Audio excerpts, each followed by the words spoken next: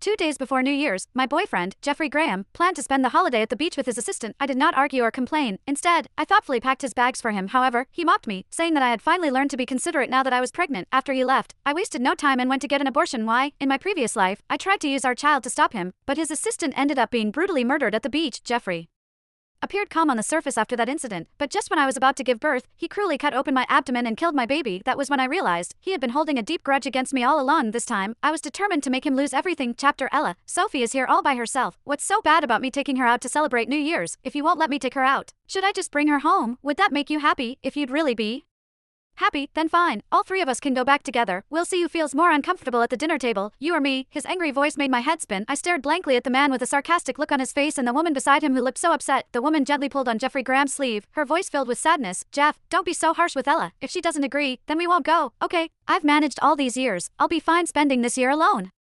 2. She tried to sound cheerful, but her smile was so forced it looked worse than if she were crying. Jeffrey's expression turned serious as he held her hand and spoke softly to comfort her. Seeing that I did not react, he got more and more impatient. Ella, what are you up to now? Are you planning to complain to my mom again? I'm warning you, if Sophie ends up hurt because of you, I won't forgive you. When are you going to stop being so jealous? I'm just taking Sophie out for New Year's.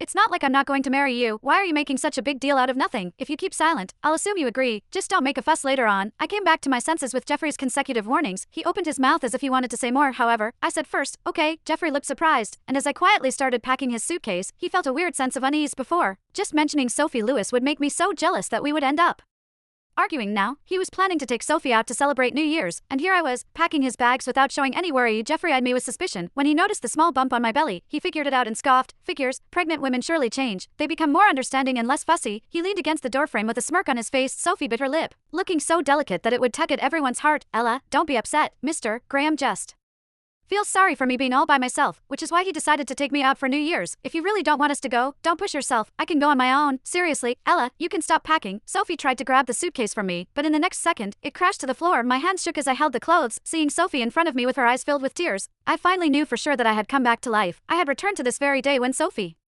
went to the beach by herself. In my previous life, today was the day Jeffrey wanted to take Sophie out to sea for New Year's. I did not agree and insisted he could not go, and the whole thing blew up in front of the Graham family. The Grahams locked Jeffrey up, and Sophie, in tears, went to the beach alone, where she met a tragic end. When Jeffrey heard about her death, all he said was, she's dead. So what? She was just a toy. She's not worth my concern. After that, he gave in to the arranged marriage and started to pay attention to me. I thought he had finally seen the good in me. However, when I was about to give birth to our baby, he cruelly cut open my stomach and tortured me to death. That was when I realized that Jeffrey had always blamed me for Sophie's death. He had always hated me. Chapter Thinking about the awful things that happened before, I shivered. God had given me another chance, and I was going to make things right. I did not pay attention to Sophie, who looked sad, or to Jeffrey.